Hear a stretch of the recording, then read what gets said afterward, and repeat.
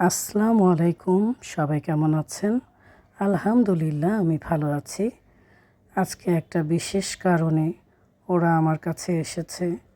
বহু বছর ওরা দুই বোন আমার কাছে ছিল। এখন তাদের বাচ্চারাও দেখেন কত বড় হয়ে গেছে। একজন মাদ্রাসায় পড়ে। ভালোবাসার মতো ভালোবাসলে কেউ কখনো ভুলে না।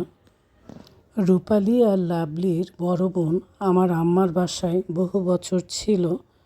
ও আজকে নেই, দুদিন আগে মারা গেছে। তাই ওর মিলাদের ব্যবস্থা করা হবে। কিভাবে করা হবে এর জন্যই ওদেরকে আমার বাসায় আনা। আমার বাসায় থাকে না বলে তো আর দায়িত্ব এড়ানো যাবে না। আমাকে ওরা বড় বোনের মতো জানে আর ওদেরকেও আমি অনেক ভালোবাসি।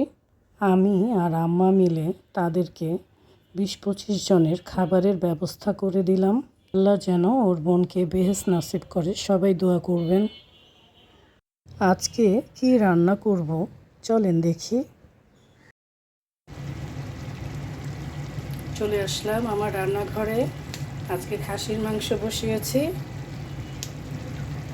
রসুন আর কাঁচামরিচ দিয়ে দিলাম মাংসের মধ্যে।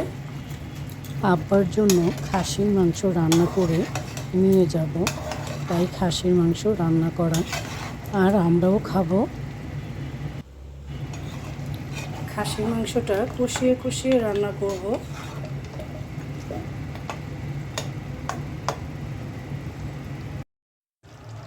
খাসির মাংসটা হয়ে গেছে, দেখুন কালারটা কত সুন্দর লাগছে। নামানোর আগে একটু জিরে ফাঁকি দিয়ে দিই। ভাত আর মুরগির মাংস বসিয়ে দিয়েছি।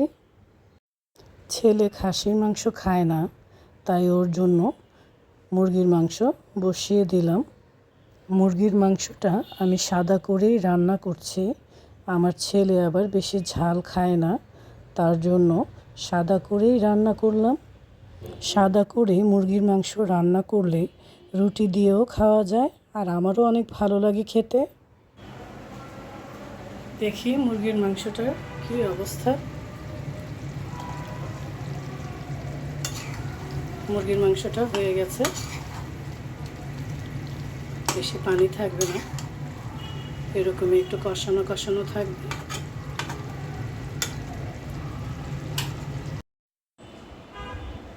খাসির মাংস দিয়ে খাওয়ার জন্য সালাদ করে নিচ্ছি, আর লেবু কেটে নিয়েছি। সালাদ না হলে আবার মাংস খেতে ভালো লাগে না। এখন খাসির মাংসটা বেড়ে নিচ্ছি।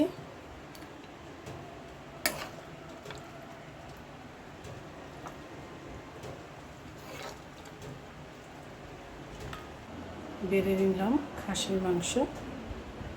গরম গরম ভাতের সাথে খেতে কিন্তু দারুণ লাগবে। খাওয়ার পরে একটা ফ্রেশ দই খেলে মন্দ হয় না, তাই আমি দইটা বেড়ে নিচ্ছি।